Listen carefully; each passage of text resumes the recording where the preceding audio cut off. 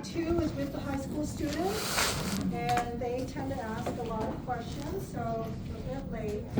Oh, but today, this is our last lecture. Woohoo!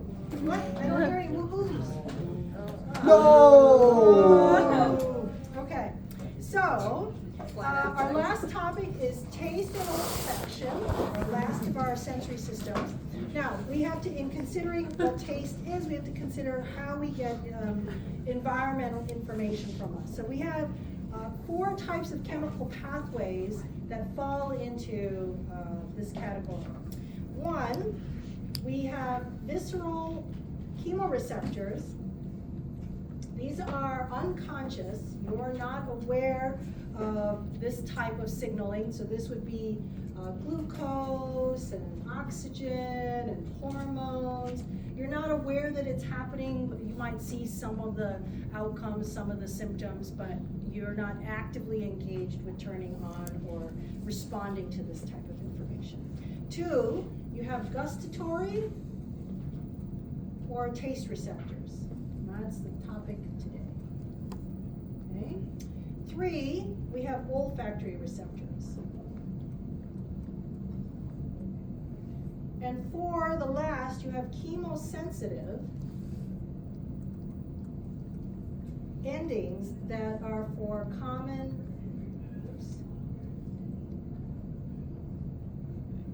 chemical senses.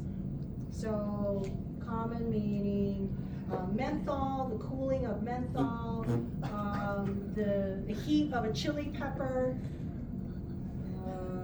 the ammonia. So if any of you doing EMT work use smelling salts, smelling salts is not a scent, it is ammonia concentrated, and it burns the heck out of the inside of your lining. It's a very painful experience, and so it's using chemosensitive, not olfactory. So when we talk about taste, it's the simplest explanation is that taste sensations are stimulated by taste buds, which is a collection of taste cells, right? But kind of all grouped in a kind of a single bud. And the integration of when you're eating and drinking, you're mushing up all that food, and you have all different kinds of stimuli, all different kinds of signals that are going on there. One, you're using the taste receptors, but the olfactory receptors have a really significant role in you appreciating what you're tasting. And then of course the chemosensitive, if it's chili, if it's mint, if it's garlicky, it's oniony, they're all working through the chemosensitive side. And I would even posit that even some of the visceral chemoreceptors, whether you're hypoglycemic, changes how you appreciate these 3 as well, right? So all 4 can be rolled into it, but the latter 3 are really important because if you remove olfactory receptors, if you had a really bad cold or if you had COVID with the knockout of your sense of smell, you realize that you barely taste food, if anything. So you may get the salty, maybe some sweet, but everything else is nothing, right? So all 4 have to work together to convey taste. Now, when we are talking about taste, remember our tongue is kind of still a big muscle, but on the surface of this muscle we have all these tiny little bumps. So we don't care about what kind of papillae there are. So just know that we have papillae, these little bumps on the surface of our tongue. Okay, so do not worry about what kind. But here is a micrograph, a photomicrograph of what the surface looks like. And you can see that these are the bumps. So this is a big bump from a cat's tongue. And then when you magnify inside, these smaller little bumps are the taste buds. Okay, so each one of these is a bud. So taste buds sit just underneath the surface of our papillae. Okay? And they send out these little microvilli to the surface. I'll show you that in the next picture. Okay? Now, what can we detect? Let's see. Okay, no. Okay. So here's what a taste bud looks like. These are taste cells. We have a number of taste cells grouped together as a bud, and then each has a microvilli process here. And this is food that you're masticating and macerating, and you make it into small molecules, and then they pass in front of these little villi that starts to pick up little components of that chewed up food, and then they react and sort of are stimulated by it. And so there'll be some that respond to, there's salt, salty, sweet, bitter, which one am I missing? Oh, sour, and umami.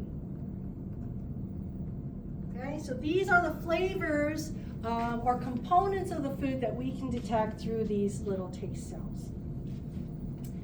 These taste cells then are innervated. These are just the mechanoreceptors. They're not the neurons themselves. So our first order neurons are from our cranial nerves, right? So cranial nerve 7, 9, and 10, remember? The facial, glossopharyngeal, and the vagus have components that go to taste centers like the NTS. So that's who these neuron endings are, okay? Okay, so what is the pathway of taste? So our first order neuron, as we just said, are those cranial nerve neurons, 7, 9, and 10, going to the different papillae and the different taste buds. And then their first stop is the NTS. Okay. Nucleus tractus solitarius. And then from the NTS, these are our second order neurons. NTS neurons then go to the thalamus. And the thalamus goes to gustatory cortex, which for us, it's the insula. Okay?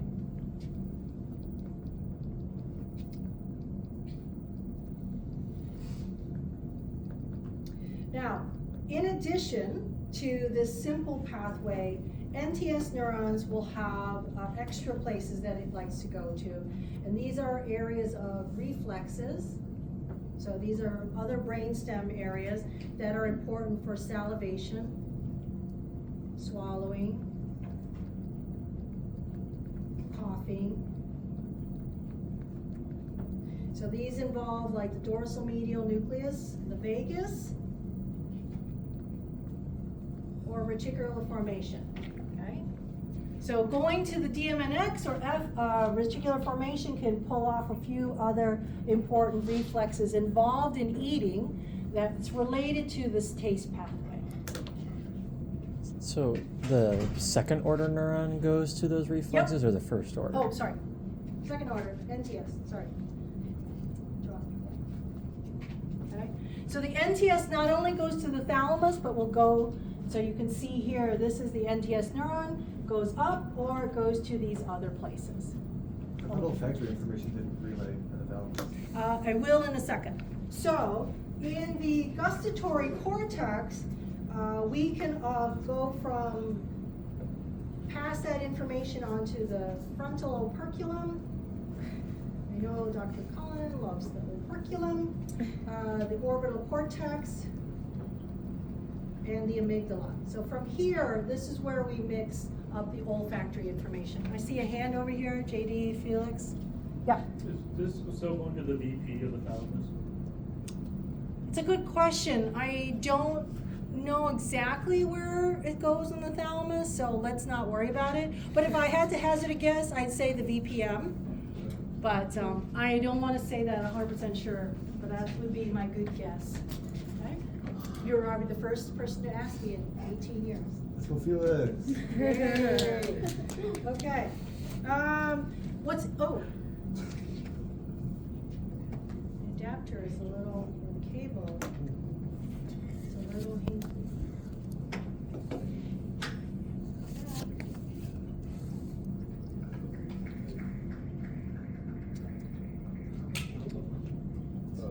Is that the gross? Where's Erin? Yeah, she's Jury actually. duty? Yeah, she's in court. What'd she do? Kill a family of 5? Yeah, Boy, with her bike. it makes sense. I can see her do that. Jury duty? I'm scared to do that. I'll be like, objection! Okay, we're back. Okay. The last thing is unlike all our other senses, which has a sort of topical arrangement, tonotopic, somatotopic, we do not have a map for taste. So in part because we don't really have a homogeneous kind of map of the tongue. I know we have bitter areas, sour areas, salty areas. They don't really hold up. There's a lot of overlap in salty, sour, sweet regions of the tongue, and two, the way you emascerate your food, you can never really know what you're stimulating. It's just everywhere. You're just spreading it everywhere. But the way taste receptors tend to work is they respond in a very broad sense. So for example, a taste receptor cell, like one component of a taste bud, may react to multiple different tastants. And they might produce a different signal for a different kind of tastant. And then they might react in a different pattern. So each cell creates this kind of diversity of signal through intensity and temporal reaction. So they'll either give a very big response, or they'll fire rapidly or slowly or in a weird pattern, and that's how they're conveying a particular taste to your brain. So we need a lot less kind of a map arrangement, but allowing a single cell to respond to multiple. So we might have a single taste cell that responds to salty and sweet and sour, but they choose to emit the signal based on other criteria. Okay. Any other questions about taste? Because we are done with taste. Yes. I know that there are some like super tasters. Yes. For example, like cilantro tastes so sweet. Yeah, so some of those are genetic differences. I think cilantro there's a gene that we can detect. I know there are some called super tasters, so there's a PTC gene. It's a thing we do with little kids. You lick it, and if it tastes like the most foul thing, you're a super taster. If it tastes like paper, you're an ordinary taster. So some of it is genetic. Others are the number of taste cells that are on the tongue. So you can have 1,000 to 10,000 taste cells. So some people are trained to taste or are better at tasting and distinguishing very different things. Like they can tell, oh, you have a little bit of cardamom and some cinnamon, and they can sort of dissect out what's in a particular spoonful of food, where others it's just yummy or not, right? So there's a big variation in here, okay? JD, you had a question? Yeah, so is this pathway just a 2-neuron relay, or is the... It's a 3-neuron relay. So here is 1, NTS is 2, thalamus is 3 to the insular cortex. And then from the insula, the gustatory cortex, we can go to other cortical areas, and we start mixing. So the orbital cortex, the amygdala starts mushing in the olfactory information, some of that other signaling stuff.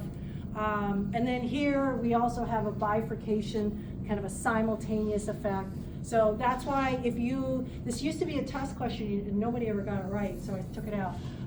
When you eat something foul, you taste something foul, and what do you have is a gag reflex. It's right here. So it's right, so you go taste, NTS, and back out, and then it's like, bleh, I want it out. So that's a reflex, that's a hand reflex, Emily. So, I understand that when you eat, it's probably going to be on both sides of your tongue. But does the nerve pathway cross over at any point, or is it just ipsilateral? It does cross. I don't know where it crosses. This is only because we do taste in so few number of slides. These are great questions. I didn't think you'd all be that interested in taste. You generally haven't. But yes, it is contralateral. There's no ipsilateral, but I don't know where it crosses. Sometimes these sensory systems, they'll cross throughout the whole length, not in one location like the pyramidal decussation. So they'll cross slowly at different places. Yeah. Wait, so if you eat something that you don't like and you go to like gag about it, it doesn't have to go all the way up to the... No, that's why it's so fast. It's right here, right? Oh. Yeah. But like, how do you know? It's just on your taste buds that it's bad? Yeah, well, I mean, there's a little bit, there's a little bit of conscious awareness, but how fast it comes, it's becoming because it's here. Remember, these are simultaneous, right? You can't distinguish temporally who got there first, But you do want it to be fast because evolutionarily, bad usually meant poisonous, so you didn't want to ingest it. Owen. So why do like adults? I don't know if I should call them adults, but people that don't like texture of food. Mm-hmm. Why? Like I don't have a problem with texture, but why do some people like? Oh no, I know. Dr. Lober doesn't like tomatoes because they're I love- squishy. I don't get it. And you know, as long as I've known that man, when we eat lunch, he passes his tomatoes to me. So I don't know. It's just it's just preference. Like why I'm not a big fan of chocolate, and you all look at me very strangely. I know that look. You know, I'll have a chocolate, but I will not make any effort for chocolate. But if it's simple sugar, like sweet tarts or just sucrose, I will cross a 5-lane highway for that. That's easy. But if it's a chocolate chip cookie, I can pass 99% of the time. Like, no thanks, don't want it. So you diet. Yeah, just it's just how we were born and built. So squishy, it's in that category. Yeah. All right, I love tomatoes. Liz. So the person with like synesthesia, is that mainly crossing like Yeah, so that's a great question. So synesthesia is a mixture of sensations. So you experience one sensation. So the taste synesthesia is quite rare, but there's a whole book on the man who tasted shapes, if you are interested in the book. But he would taste food and he would adjust his recipes based on how pointy or how smooth or how round it was. And he always had a shape related to a sense of taste. He's like, oh, no, this needs a little more points. So he would put in something that was pointy to him. And so synesthesia is the experience of two simultaneous experiences from one stimulus input.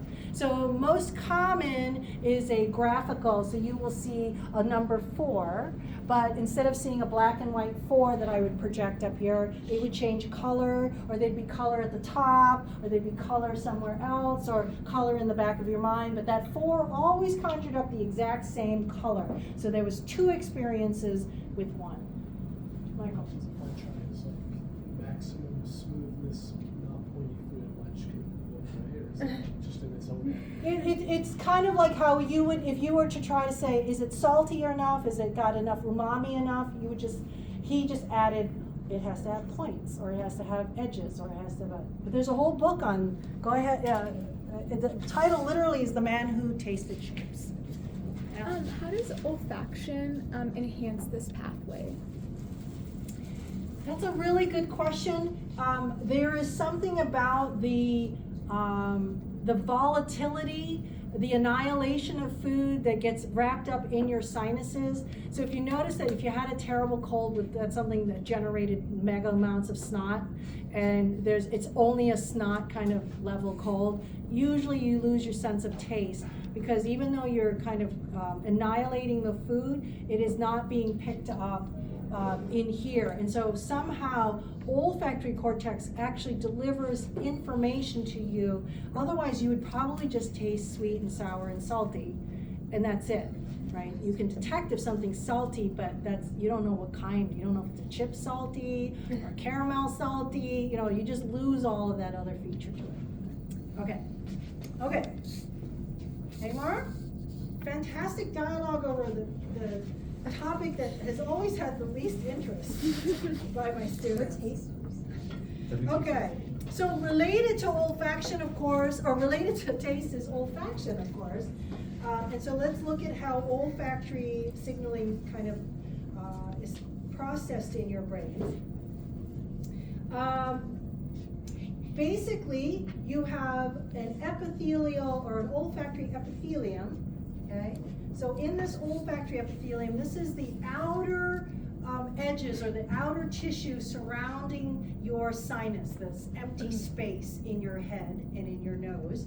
And so all that squishy tissue on the walls of your sinus is the olfactory epithelium. So inside there you will find supporting cells, okay? And you'll find olfactory receptor cells. And you will find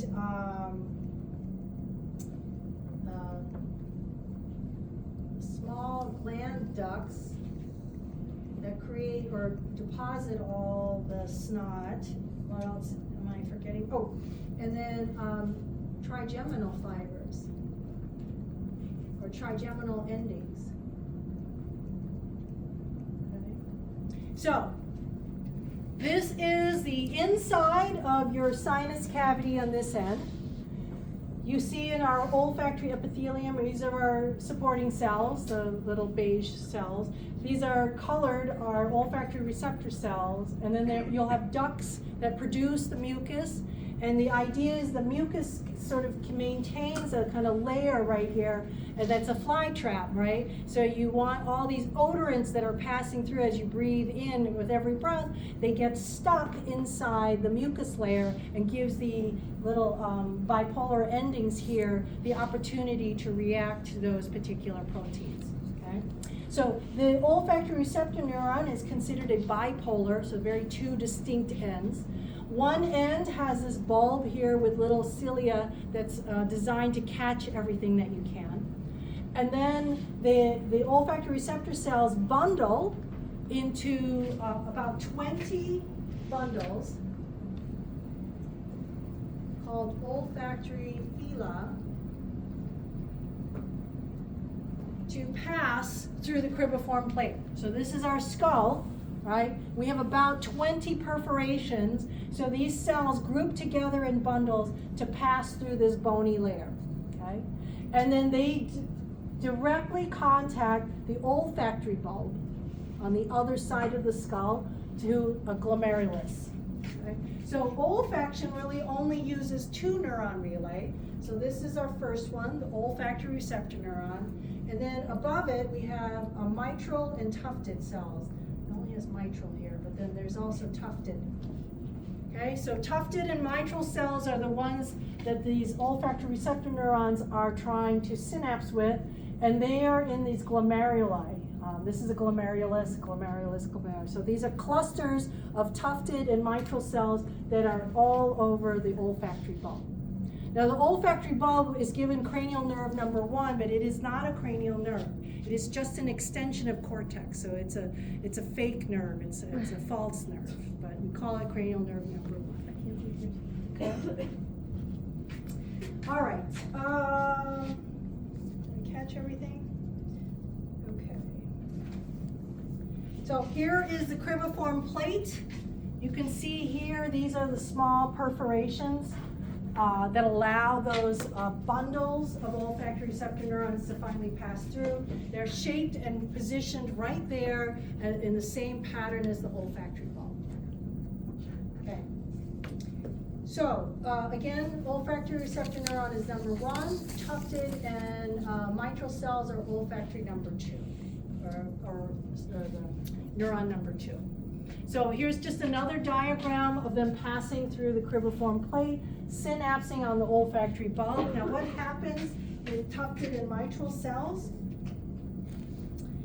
Tufted and mitral cells are synapsing inside a glomerulus, and here's what they look like. Now, the other thing, just like in taste cells, olfactory cells do not have a map. There is no topic map, olfactory topic map. So they work similarly to taste cells. They are able to detect about 300 different specific proteins. And so we have very specific neurons, olfactory receptor neurons, that kind of detect their one smell or their one protein. And when they finally go through the cribriform plate, they head to a glomerulus of their same kind.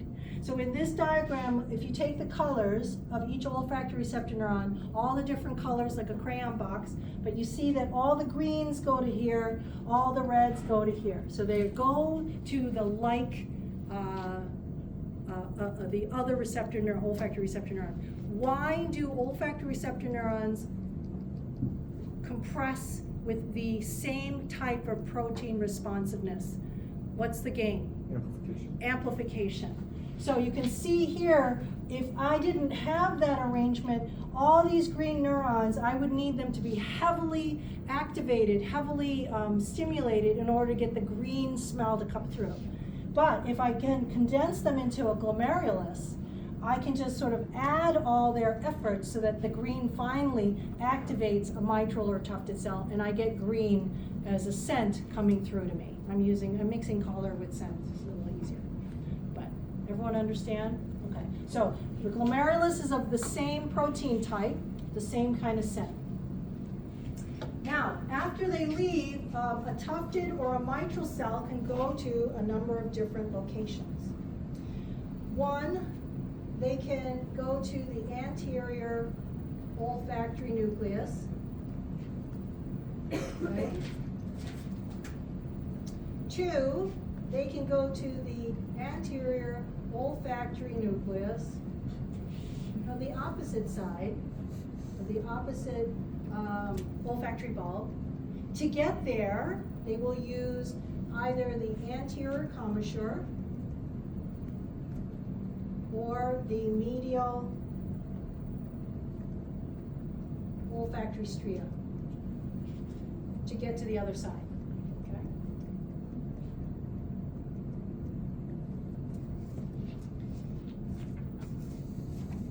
Alternatively, they can not stop at the olfactory nucleus, and they can go straight on to the primary cortex. So piriform cortex, as well as the periamygdaloid cortex, are considered the primary olfactory cortices. Okay?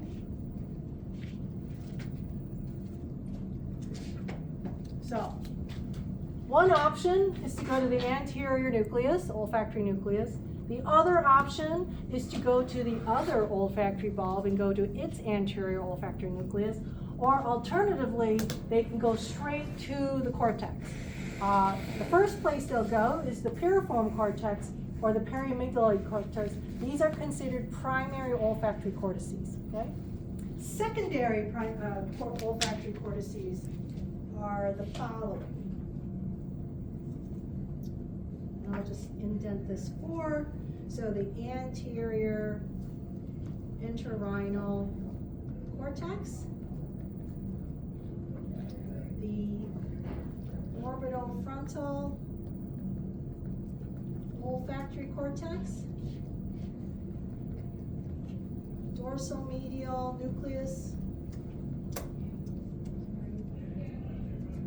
dorsomedial nucleus of the thalamus is another location, as well as the basolateral amygdala.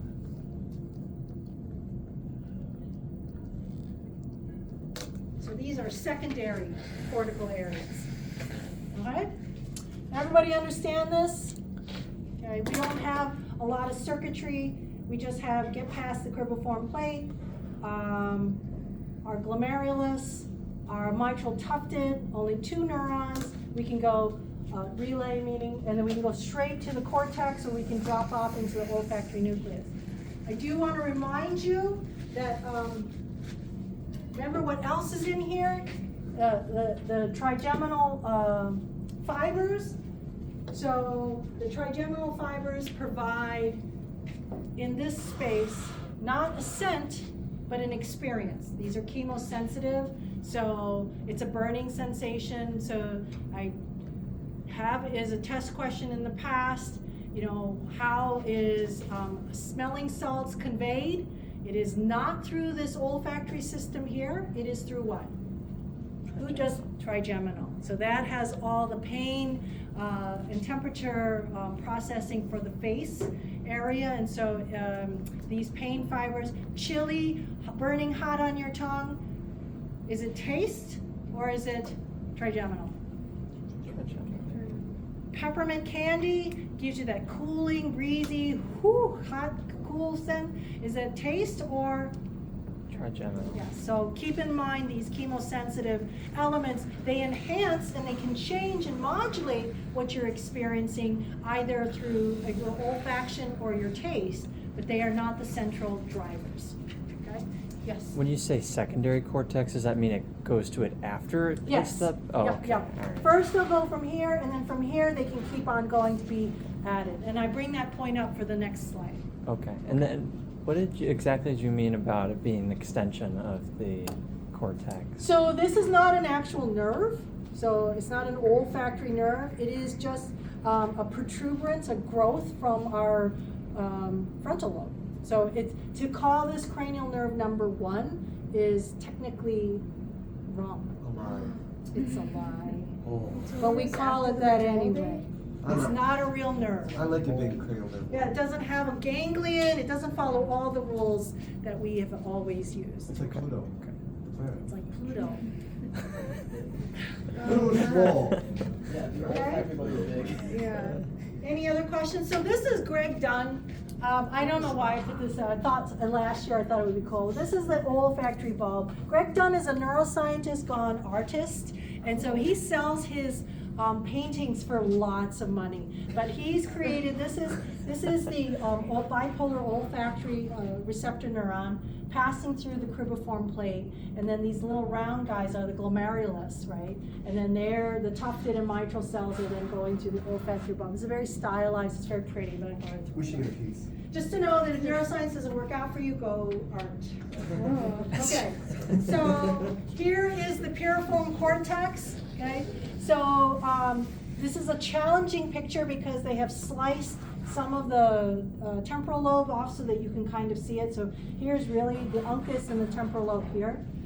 So the piriform cortex and the paramygdaloid cortex are very close together, right? One is just technically in the temporal lobe and one is just above it. And then after that, you can see how it manages to get to all the other limbic areas, mammillary bodies, the parahippocampal gyrus.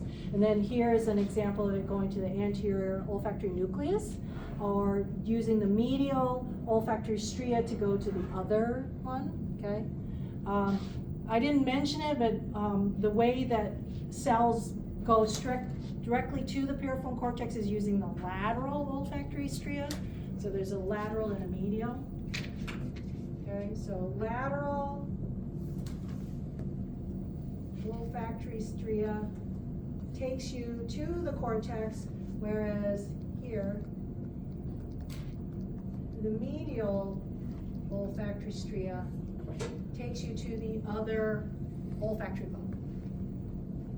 It allows, and along with the anterior commissure, allows the left and right olfactory bulbs to talk together, or you can go straight to the cortex via this pathway, okay? Yes, Patrick? If you were to sever the medial pathway, would you do those where something is coming from like the cell lines? Maybe if you were a hound dog, as a human being, we're terrible at that kind of sensory violence. But yes, in theory. In practice, I don't think our olfaction is sensitive enough. We don't use olfaction the way most animals will use it. We cannot tell family versus non-family by scent. We can't do a lot by scent. I can barely tell you there's food present by scent. So it's just, we're not good at it, but we are visual animals instead. Yeah. The medial olfactory stria, like it allows it to go to the other side, is that what you're saying? Yes, along with the anterior commissure, the medial olfactory stria convey left and right olfactory bulb communication. The anterior commissure also does amygdala to amygdala. So you can see that olfactory information from one entering the anterior commissure can go straight to this other amygdala. So remember, anterior commissure allows temporal lobe communication, left and right, which is very amygdala rich. And so that is why our sense of smell can be the most potent invoker of memories. So there are certain smells you may have that conjure up instantly a time in your life. The smell of asphalt reminds you when you were Supermaning out on an asphalt tarmac because you fell as a kid, and as you were laying there crying, you just inhaled all this asphalt smell. So asphalt instantly makes you think of that moment you splayed out on your bike or something. For me, it's cut grass, mowed grass. Instantly, I'm 10 years old again. Yeah, I Dr. Choi, no. Baby Dr. Choi. So there are things that will conjure up, right? Something about your grandparents' house, the boat smell, the mold smell, the camphor smell, the mothballs, instantly make, that is this connection right here, is olfaction to amygdala. It's super strong, it's very hard to kind of break, right? Yes, Bridget. Yeah, it's really hard. I mean, in theory, you can have hemianosmia, but the problem is your sinuses are connected. So, once it gets in there, everything is like shared and then going up. So it's very hard to detect. We did talk about in the neuro exam, you can, right, and put coffee and soap to see if one side is more better. But in all honesty, once you get in here, it's all one cavern, right? So how can you keep it separated? Yeah. So can you use like the little anterior commissure trick to like test for neurodegeneration? Like if something like, oh, it's fake perfume, and they smell, they're like, what are you doing? But otherwise, like, So you can do that, but it's not anterior commissure. But like I said, there are tests for neurodegeneration. They come in the form of markers. They have these 4 markers, and if you can smell all 4 markers, you're kind of good.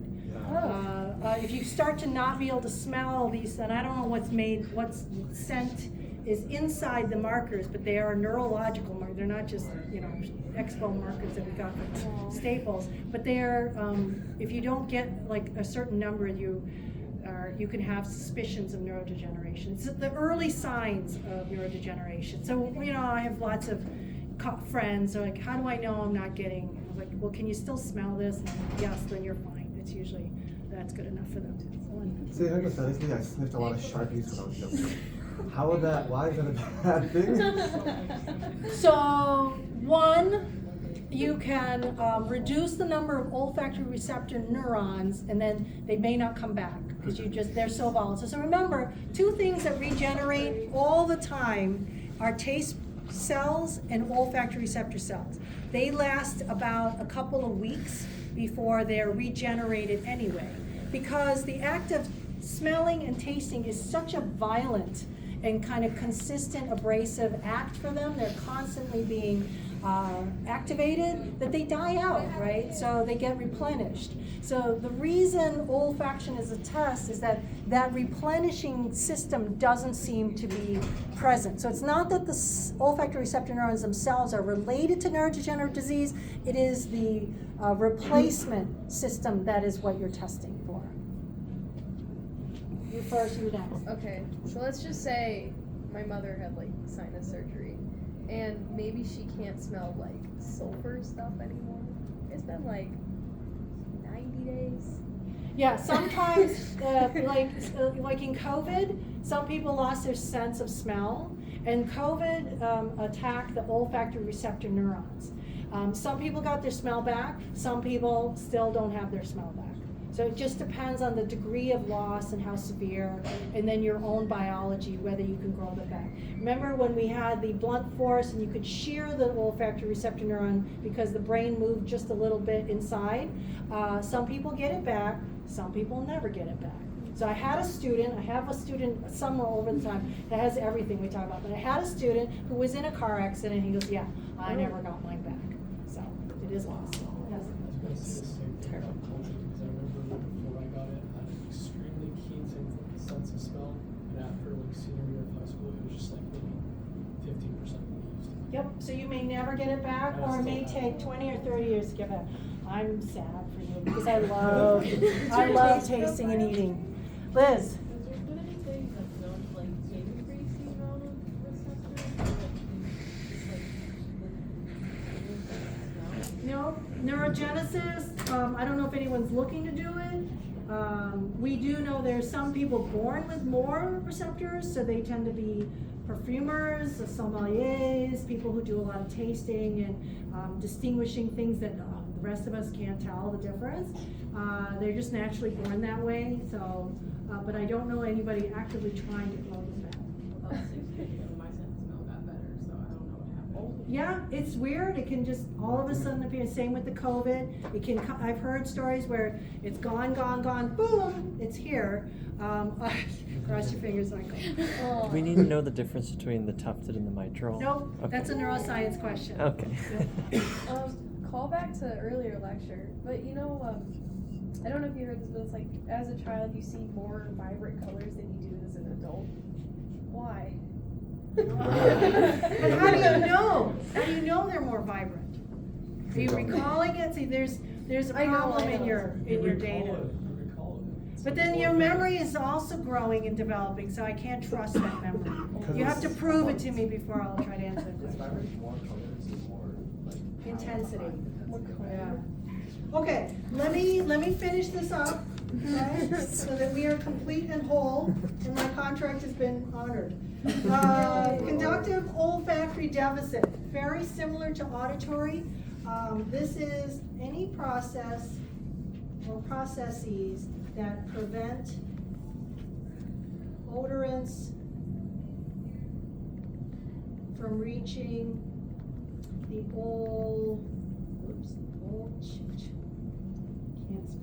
olfactory epithelium.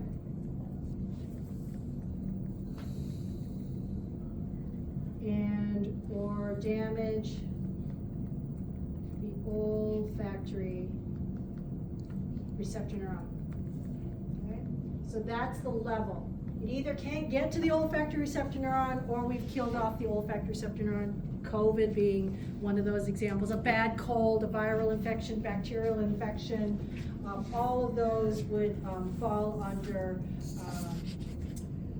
a conductive olfactory deficit. The sensory neural olfactory deficit are processes that damage any part of the olfactory CNS. Okay, so this can be the shearing of your brain over the olfactory receptor neurons. Now, the olfactory receptor neuron shearing is probably a conductive, but if you somehow in that same injury damage the olfactory bulb, then it would be sensory neural.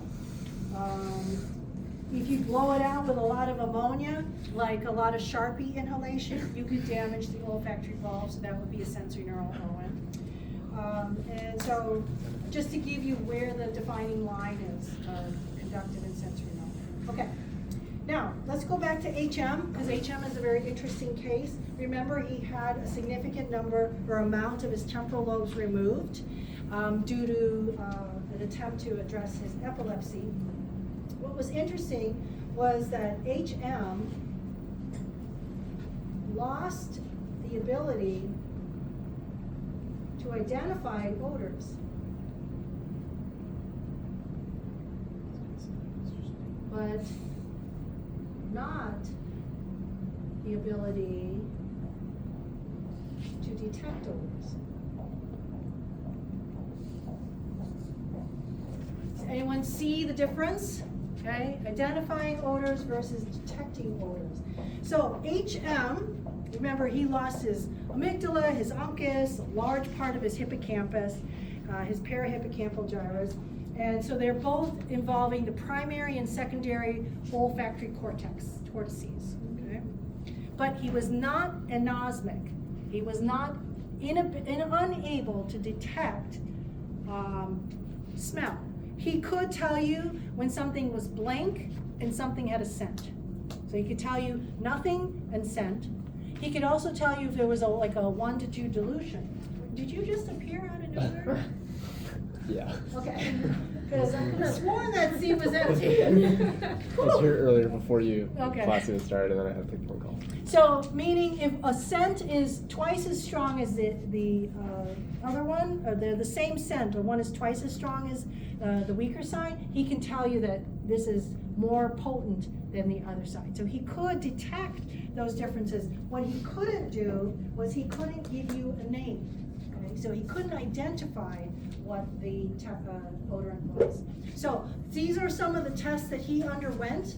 I'm going to use shapes to illustrate my point. So a signal detection test was whether an odorant was present and whether it was the same or different. So he has one odorant, then he was asked, is this one the same or is it different? Okay, so he had to just say it's same or different to a reference, okay? He was also given a triangle match to sample, so this is a little more complicated. He'd given a weak scent, and then he was asked to compare the same weak scent or a really large distractor scent, something that smelled different and was more intense, or that same weak scent and given a distractor scent, but a bigger version or a more intense version of the sample he's asked to compare to, okay? Or he had to just match the name with an odorant. So he was given a 1 through 9 different scents, and he just had to give it a name, okay? In all 3 of these kinds of tests, HM was unable to succeed with any type of version of identification. Remember, he still could detect, but he couldn't tell you the quality of these. So here's an example of how he responded to some of the tests.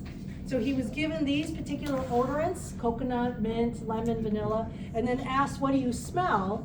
Notice that a lot of times his answers are not the same, even though the stimulus was the same stimulus. But notice what's interesting is that all of these responses are some type of scent. So he didn't give you something that wasn't appropriate, but he did put in some weird dead fish washed ashore kind of smell, some carrion, which is dead carcass, etc. So it's interesting that it's not a memory issue. For example, he could tell you by touching food, like if you put food in a bag, like applesauce or pea soup in a Ziploc bag, he can look at it and feel it and tell you it's pea soup and applesauce. But if he had to smell it, he couldn't tell you what it was. So it has nothing to do with his memory, because these memories supersede his surgical resection. But he simply couldn't associate an identity to the smell. So my point is, the early parts of the olfactory system, the olfactory receptor neuron, the mitral, the tufted, the olfactory bulb, et cetera, those are intact in HM. So those are probably involved with the detection of scent, but he needs the cortical areas, the amygdala, the temporal lobe, to then assign quality. So we see how that has been disengaged from his system. Okay? I think that's it. All right. Can we have another lecture on product? Felix. I have a question. So remember how before you were talking about like taking alcohol and then like yelling out of alcohol, you just like do you remember that? Does that also happen with HM? Like certain scents to remind of memories? Because some of the memories won't test. Yeah, I don't know if they might have tested it, but I don't have that data. Okay. Okay. Yeah. So I don't know, I always heard that like, oh, when you lose one sense, your other sense is heightened, but like that's not the case. I think that you can sort of attend to the scent or the sense better. So there was actually an article, I didn't read the article, but I saw the title that, can you actually hear better if you close your eyes? So I think the idea is that maybe if you just take away distraction, you can attend or just focus more on it. Michael. This guy's like worse before or after? It's hard to say. I mean, clearly he's at a severe deficit because he cannot form new memories. So he cannot live. He could never live alone. He had to always be under care. And when he died, he was, I think, in his 80s. So he never got to have his own life. Well, before you all leave, one last thing. Don't forget, we are meeting in 3:45 on Wednesday for lunch. All right. Have a good one. What do we, Yes. Is the olfactory receptor cell the same thing as the olfactory receptor neuron? Okay, all right. Could he taste anything What's the or like class put a name to a taste? That's a good question. Probably not. Yeah, unless he used other cues like vision, so he knew he was eating pea soup because he saw it, and then related it that way. So it probably did smell like these things to him, and like his brain is kind of